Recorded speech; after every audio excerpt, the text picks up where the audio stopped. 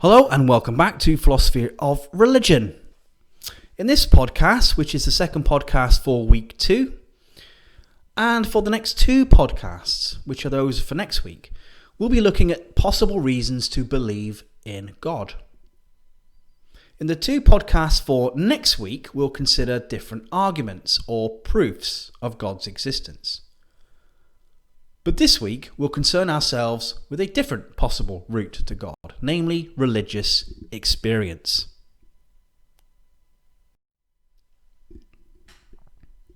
Now, religious experience is supposed to be direct or immediate, and so would bypass argument altogether.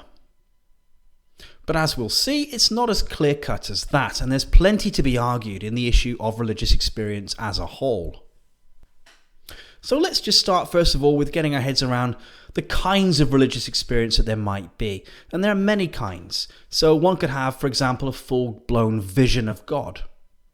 Or one could perhaps hear God talking. Could be through another object. So think of Moses and the burning bush there perhaps. Or it could just be in one's head. Or a religious experience might involve an awareness of a supernatural presence, or perhaps even of a union with the divine.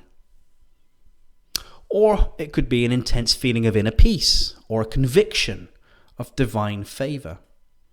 And those just give an example of how religious experiences might manifest themselves. That list there is not meant to be exhaustive of the kinds of religious experiences that have been reported. Now, religious experiences can occur at any time, any place, to any people, believers and non-believers alike. But very often, religious experiences occur to those who already have religious beliefs, and in such cases they can and do tend to reinforce those pre-existing beliefs. And when they occur to those who had no religious beliefs beforehand, they can and do lead to those people developing religious beliefs. In other words, the religious experiences serve to convert. But can religious experiences provide good grounds for religious belief? Can religious experiences provide good grounds for religious belief? That's our question. But there are really 2 questions here. The first question is, if I have a religious experience, does that give me good grounds for religious belief? And our second question is, if other people report religious experiences, does that give me good grounds for religious belief? These are the 2 questions we'll be working through in this podcast. Now, the second question is really quite important because many of us will never have a religious experience, and the closest we'll ever get to one is through reading or hearing the reports of others who claim to have had them. So, what should we do when faced with second-hand reports of religious experiences? Do the experiences of other people give us good grounds to believe in God or not? And if not, why not?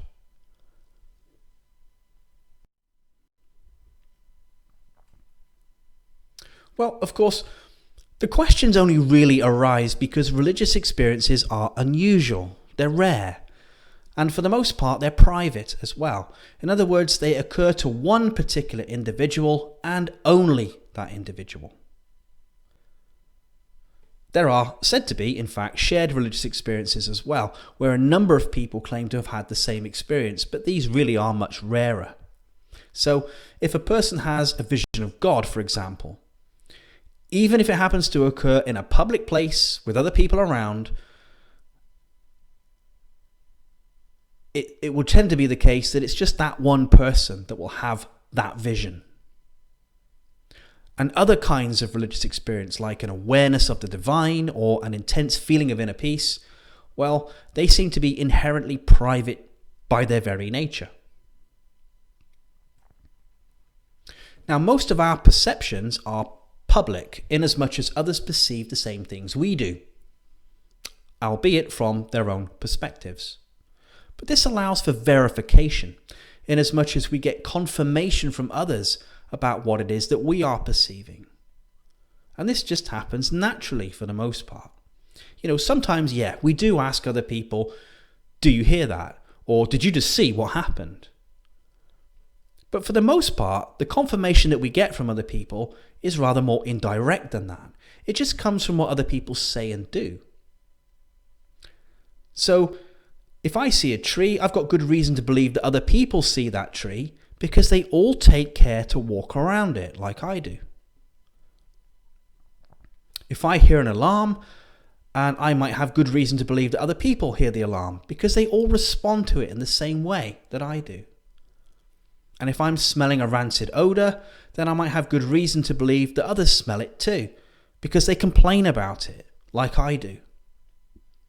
So common actions, reactions, and talk naturally lead me to think that my perceptions are public. Or, to put it in a better way perhaps, that my perceptions are of public objects, in the sense that others are perceiving the same things I do. And this means that for the most part, I don't need to ask other people direct questions about whether they see the tree, or hear the alarm, or smell the rancid odour, because for me there's ample evidence that they do. Now, of course, there are many reasons why experiences may differ from person to person. For example, some people just don't see as well as others. Some have little or no sense of smell. Some are colourblind. Some are hard of hearing, and so on. But if we're aware of any of these sorts of issues, whether it be in ourselves or in other people, we typically make allowance for it, don't we? So if I know that my eyesight is not particularly good, I accept that others will sometimes see things that I don't, and that they will behave accordingly. And likewise, I know that if a person that I'm with is hard of hearing, then I won't be questioning whether I happen to hear an alarm just because that person doesn't react to it. I can explain the fact they don't react to it just by the fact that they're hard of hearing. So the fact remains that even in cases like this, the perceptions are public, or that they're of public objects, in the sense that other people who are similarly situated, who are paying attention and possess properly functioning sense organs, are likely to have similar perceptions. But what happens when one person perceives something that others do not perceive? Even if other people are present, are paying attention, and have properly functioning sense organs. Well, in my own case, I may well be likely to question the veracity of my perceptions.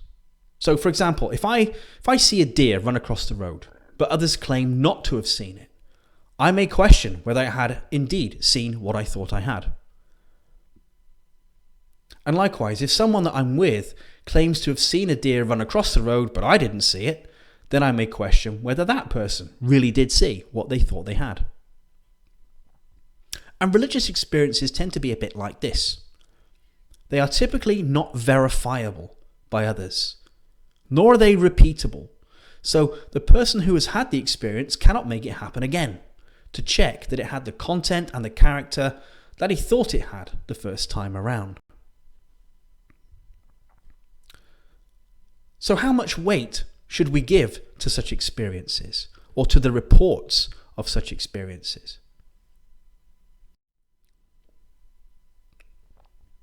Well, in an attempt to answer this question, the philosopher Richard Swinburne has developed what he calls the principle of credulity. Credulity just means the willingness to believe. So the principle of credulity is the principle or the rule which determines our willingness to believe something. And this should be clear enough from the way that Swinburne formulates it. So he says, and this is a quotation, "I suggest that it is a principle of rationality, that in the absence of special considerations, if it seems epistemically to a subject that X is present and has some characteristic, then probably X is present and has that characteristic.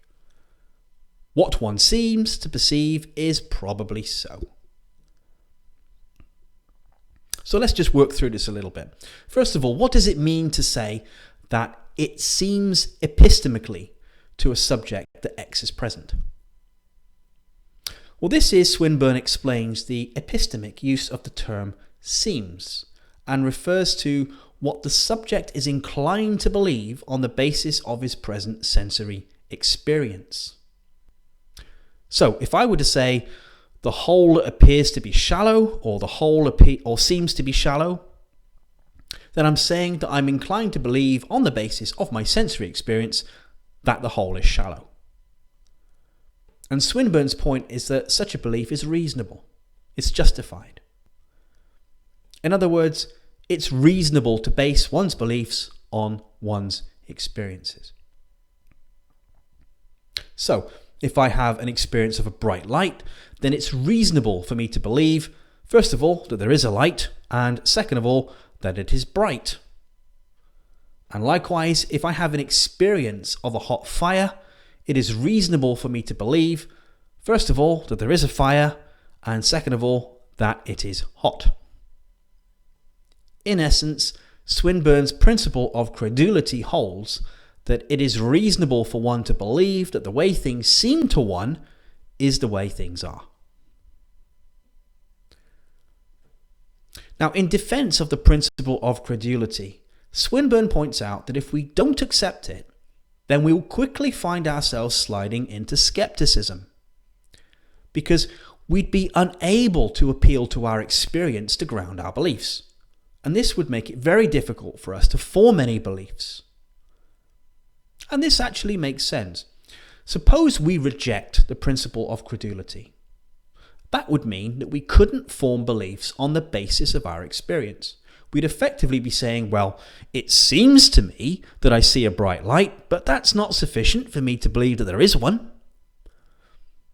I'd suspect we'd think that was just mad. We'd be like that ancient Greek philosopher Pyrrho, who was said to suspend judgment on all matters, and so he wouldn't make any effort at all to avoid cliffs and other perils and dangers. And that often led him having to be saved by his friends. There are stories about friends jumping in to pull him away from a cart that was about to run him over.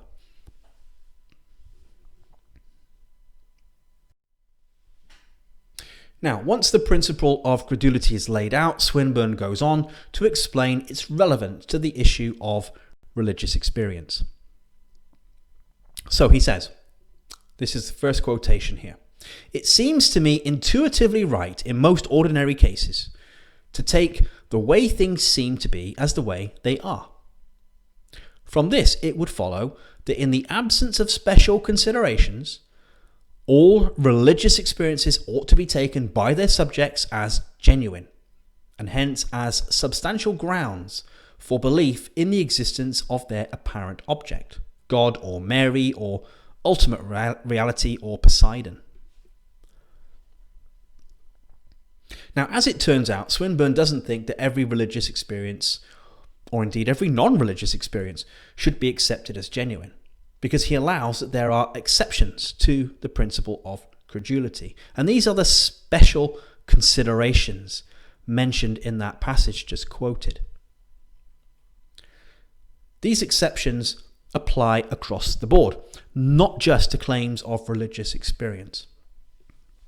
So, for example, if an experience is had under conditions that are known to produce unreliable perceptions, then it's reasonable to cast doubt on the veracity of the perception. Okay, and the example Swinburne gives is of someone under the influence of LSD. In such cases, perceptual reports have been shown to be unreliable. And one could easily make a list of other conditions in which perceptual reports have been found to be unreliable. So examples might be being drunk, being incredibly tired, being incredibly ill, such as suffering from heat stroke, that kind of thing.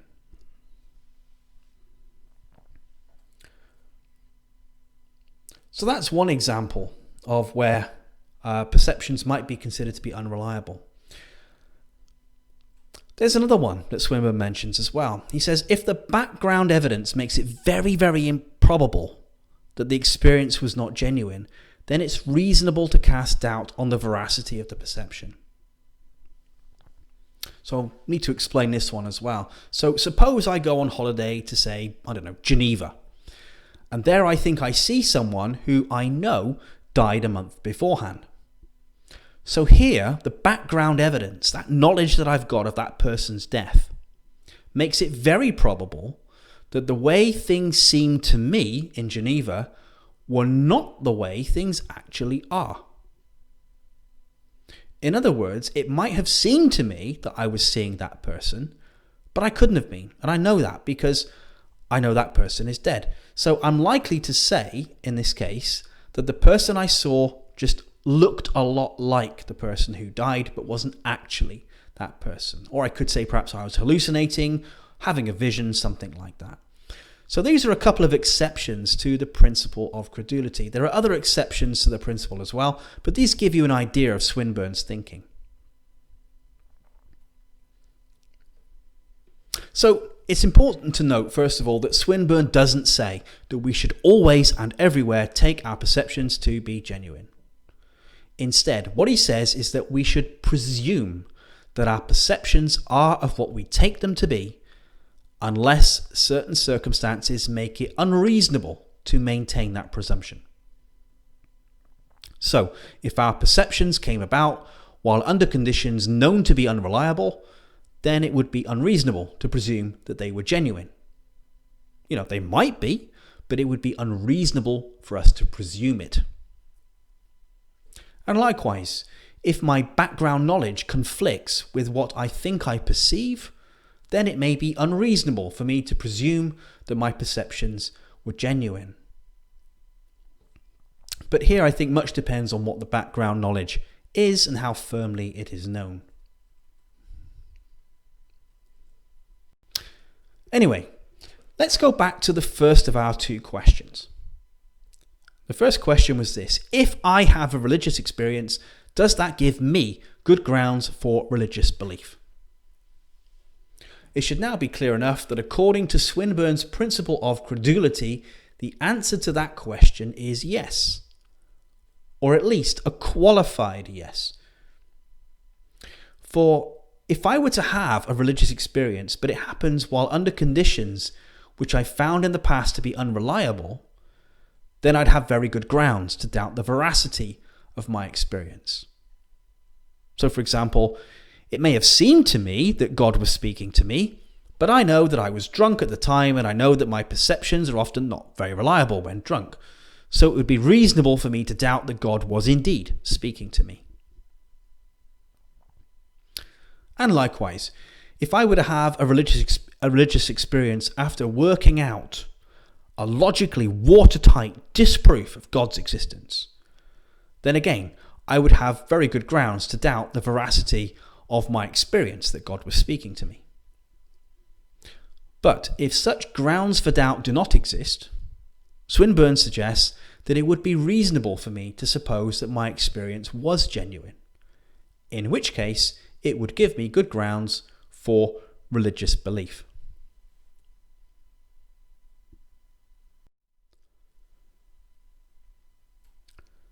So that's the first of our two questions. What now about the second of the two questions?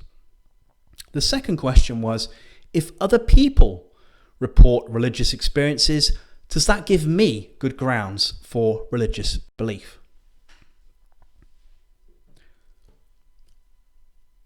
Now, the principle of credulity, it won't help us answer this question, because as Swinburne notes, the principle of credulity is concerned with a subject's grounds for believing that things are as they seem to him.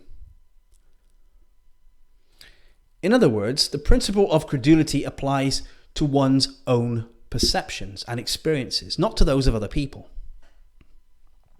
So, if it seems to me that someone is talking about a religious experience that they claim to have had, the principle of credulity says that this is probably the way things are, namely that this someone really is talking about a religious experience that they claim to have had.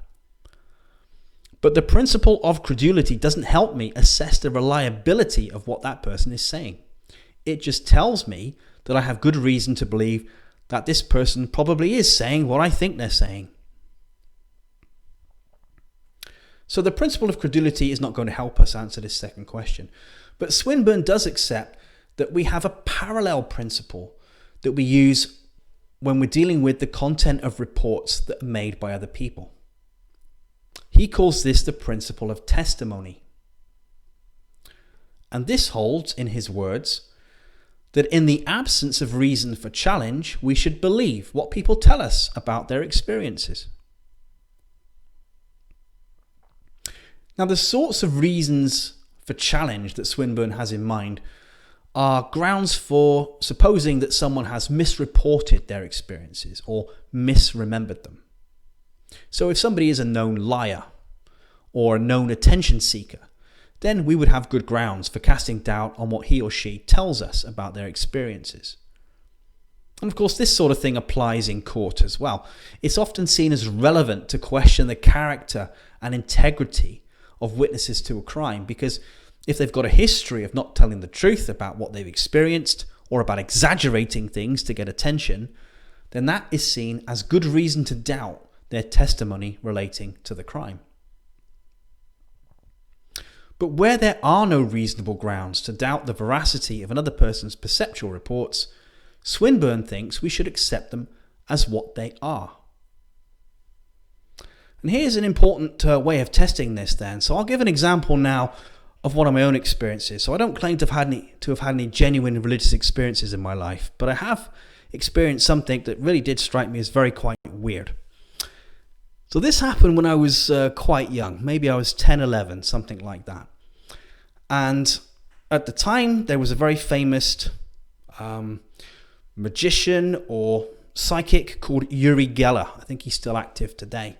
And he partnered up with a national newspaper, and he claimed at a certain time, on a certain day, he was going to beam his psychic power out across the country, and certain things would happen on the back of it. One of the things that he suggested, that if somebody had a broken watch, a watch that hadn't worked for years and years and years and nothing they could do to get it working, he said that if you stroked that watch when he was beaming out this psychic power, then the watch would start working. Well, for whatever reason, I decided I would actually do this little experiment. I had a broken watch. It was my grandfather's old watch. It had never worked the whole time I had had it. So I had the watch out. I was stroking it at the very point that this psychic Uri Geller was supposedly beaming his psychic powers out across the country. And in actual fact, surprised the hell out of me this did, the watch started working. So the experience there, the experience that I had, obviously would give me good grounds for believing that what happened really did happen. And Swinburne would say to you that unless you've got good reason for doubting my testimony, you should accept it at face value. Now, I've told that story for many years in this course, and every single year, I think just about every single student tells me that I must be lying, which is actually a very hard thing to hear because I know I experienced it. Now, I don't think for a second Uri Geller's got the powers that he thinks he does. I'm sure there's some other explanation for it, but that actually did happen. Anyway, leaving aside religious experiences for the moment, it seems fair to say that we do use something like Swinburne's principle of testimony in everyday life. In other words, we do have a general tendency to believe the perceptual reports of other people, even at times allowing them to have greater veracity than our own. With that said, it's sometimes thought that it's much more difficult to give credence to the reports of other people's religious experiences than it is, say, to their everyday perceptual reports. In other words, it's sometimes thought that claims about religious experiences shouldn't be taken at face value. And what we're going to do, we're going to consider two reasons for this view. The first reason is that one person's report of a religious experience sometimes conflicts or contradicts that of another. And the second reason for not taking religious experiences at face value or reports of them at face value is that all religious experiences are amenable to naturalistic or scientific explanation. And it's said that that shows that God couldn't have been the cause of them. So we're going to look at these two different reasons now for not accepting reports of religious experiences at face value.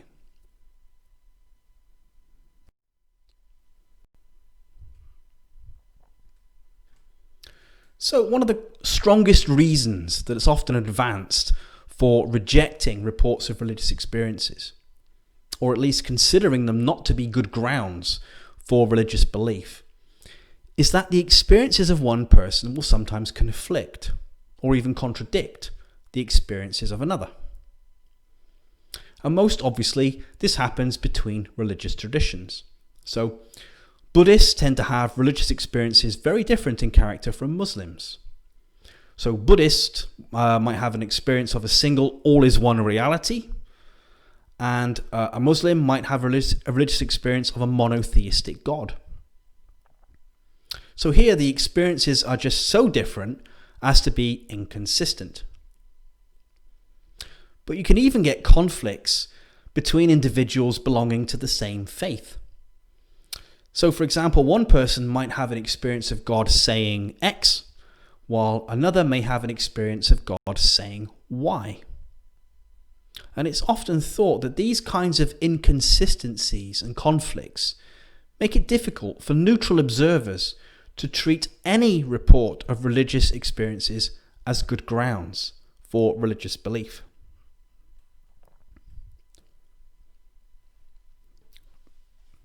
So how might we respond to this? Well, one possible response here is to claim that all religious experiences are glimpses of a single ultimate divine reality, but that they are all filtered through the lenses of whatever religions those having the experiences tend to belong to or are familiar with. And this would account for the discrepancies and inconsistencies while still allowing that the experiences are genuinely religious in nature. So the thinking here is not that a person from one religious tradition will necessarily have a different religious experience from another person from a different religious tradition, but the thinking is rather that they will just interpret it according to the tradition to which they belong. John Hick is a philosopher who argues in this kind of way.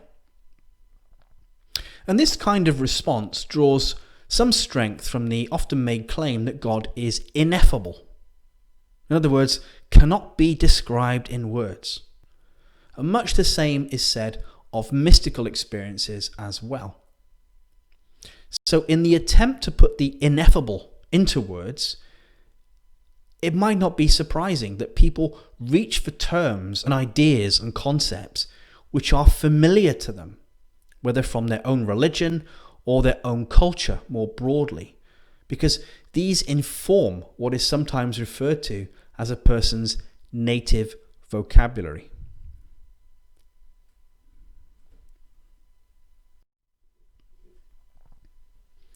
So let's move on to our second reason now that has often been put forward for casting doubt on the veracity of reports of religious experiences. So this second reason says that we should reject reports of religious experiences because such experiences are amenable to naturalistic explanations.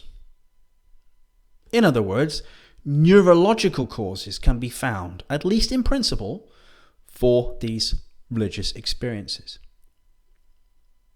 So to mention one very famous example, in recent years it has been suggested that an experience of a presence, which is part of some religious experiences, can actually be caused through the stimulation of the frontal lobes. And to test this, a couple of neuroscientists, Stanley Coren and Michael Persinger, they developed a helmet which was called various things: the Coren helmet, Persinger helmet, and even the God helmet. They developed this helmet and it just stimulates the frontal lobes. And some of the subjects of their experiment reported feeling a presence or other kinds of altered states when they were wearing the helmet. It is notable, though, that attempts to replicate their findings were unsuccessful. And to explain this, it has been suggested that those who do report feeling a presence when wearing this God helmet are responding to suggestion rather than the actual electrical stimulation of their brain provided by the helmet. Even worse, serious questions have been asked about the quality of their research, about whether they've even adhered to proper scientific methodology, whether they've avoided wild speculation, and so on. And these kind of concerns dog all these attempts to try and find neurological explanations for religious experiences, it has to be said. So there's a very famous book from 2006 by Matthew Alper called The God Part of the Brain. And in that book, Alper claims that human beings are innately wired to perceive a spiritual reality, with the temporal lobes being the likely location of all this hard wiring. So this made a bit of a fuss when it actually got published, but as one academic pointed out, and I'll read this quotation, the problem is that much of Alper's argument is entirely speculative. His argument rests on a Rudyard Kipling-esque Just So story of human origins, in which proto-humans, realizing their own mortality, were crippled with death anxiety, and a God module evolved to alleviate that worry and allow early man to get on with clubbing each other. There's no evidence for this, and actually some counter-evidence in the fact that the correlation between religiosity and death anxiety is quite weak. Strangely, for a book called The God Part of the Brain, Alper never actually identifies a single area responsible for religious feeling.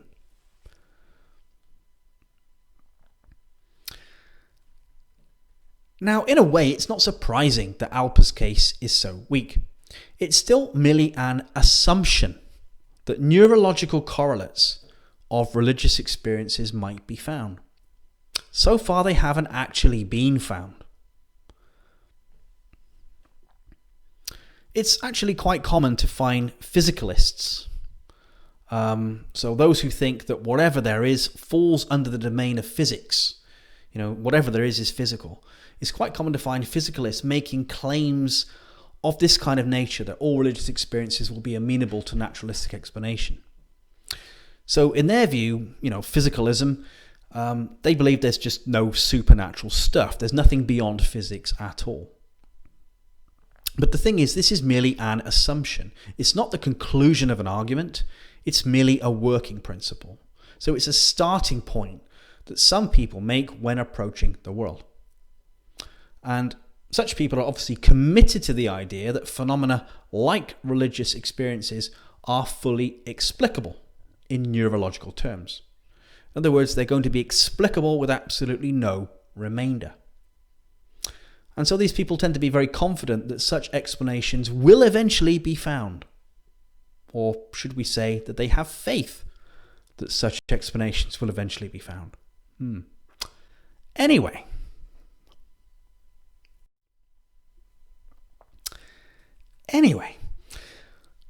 Those who do wish to claim that religious experiences are genuine tend not to make an awful lot of this point, it has to be said.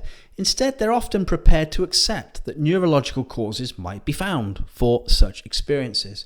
But they also point out that even if this did happen, it wouldn't undermine the possibility that some, or even all, religious experiences are genuine.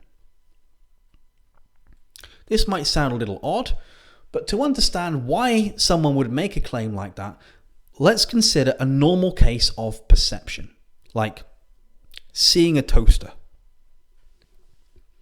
So if a person sees a toaster, the causal chain that's involved in that might go something like this. So the light hits the toaster, the light reflects off the toaster, the reflected light enters the eye, the image is formed on the retina, and which brings about a neural transmission of signal from the eye to the brain. That brings about a change in a brain state, which brings about the phenomenal experience of seeing the toaster. Obviously, that's supposed to be quite a rough explanation of what happens. It's not intended to be exact in every detail, but it captures the general sense of it. Now, if that's more or less the kind of thing that happens in a normal case of perception, then there looks to be more than one way in which a person might have that phenomenal experience of seeing a toaster. First of all, they could get it through the causal chain that I've just outlined, and that involves the toaster actually causing the phenomenal experience through that little causal chain there. Alternatively, if we were sufficiently advanced in terms of neurology, we could elicit the same phenomenal experience in a subject without any need for an actual toaster by intervening much further along the causal chain. In other words, by direct stimulation of a subject's brain in such a way as to bring about the brain state that's correlated with the phenomenal experience of a toaster. And I think that experiments like this have already been done. Experiments in which subjects have the phenomenal experience of certain sounds or certain smells on account of having certain parts of their brain stimulated by electrodes. So that would be a good example of how the phenomenal experience of something does not actually require that something to actually be there. So that in turn suggests that a veridical religious experience could happen in more than one way. So to illustrate, let's suppose that someone, call him Fred, has a vision of God. Further, suppose that this is not a public vision. So if there are any other people around, then none of them report seeing what Fred sees. Only Fred has the vision. So how could God have caused this experience in Fred? Well, there look to be at least three possibilities here. First of all would be like the causal chain, through a causal chain that works in a very similar way to the toaster example that we just looked at, but where the light that's reflecting off of God goes only into Fred's eyes. So here, God would literally manifest himself as a physical thing, but would intervene in such a way that he cannot be seen by anybody except Fred. The second possible explanation would be that there's stimulation of Fred's brain in such a way as to induce the phenomenal experience of seeing God. And the third way would be through a direct production of a phenomenal experience in Fred's mind, bypassing Fred's brain altogether. So these three possible ways of producing a vision of God in the mind of Fred. Now the third option there, to my mind anyway, at best looks highly peculiar and at worst just unintelligible.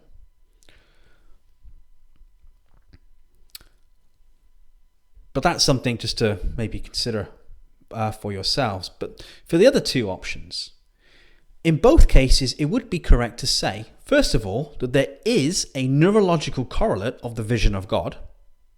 In other words, there's a brain state that corresponds to it. And second of all, it would be correct to say that the vision is caused by God, because God has a clear causal role in the production of the experience. In which case, it cannot be right to say that any future progress in identifying neurological correlates of religious experiences would show such experiences to be non-genuine. And I think that's a really interesting outcome.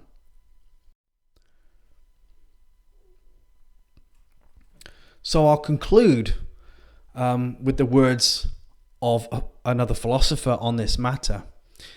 So the philosopher says, many philosophers think that an experience of X is veridical only if X is one of its causes. Thus, a visual experience of my desk is a perception of my desk only if the desk causes my experience. Suppose then that a scientifically adequate natural explanation of religious experience is discovered. Would it follow that 1. God or some other supernatural entity isn't its cause, or at least that 2. There is no reason for thinking that a supernatural entity is its cause? It would not. Classical theists believe that scientifically adequate explanations can be provided for most natural phenomena. But they also believe that these phenomena are immediately grounded in God's causal activity. Hence, an adequate scientific explanation of religious experience wouldn't show that God is not its cause. Nor would it show that God's causal activity isn't necessary for its occurrence. Interesting stuff.